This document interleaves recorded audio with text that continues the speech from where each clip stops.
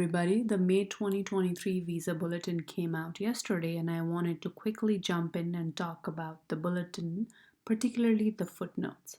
The footnote items from D through G are not so good news for India, China, and as well as rest of the world. So let's take a quick look at it. Item D says visa availability in the employment-based first preference, which is EB1 for China and India. So what it says is there will be retrogressions even further for EB1 for China and India because of the increased demand by rest of the world. Item E here says there will be further retrogression in the employment-based category, EB2 for rest of the world, including Mexico and Philippines.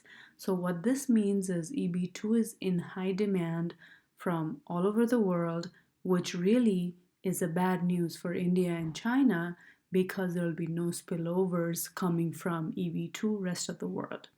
Now, point F says visa availability in the employment-based second category preference, EB2, and the employment-based fifth preference, EB5 for India.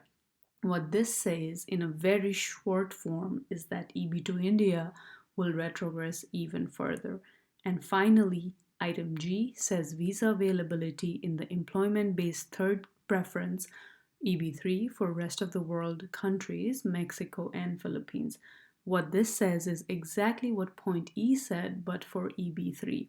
Basically, this is saying that there's a lot of demand for EB3 from rest of the world, and there will be a retrogression for rest of the world, which then means that there will be no spillovers for India and China. All in all, the footnote looks really bad for rest of the world, India and China. Thank you for listening.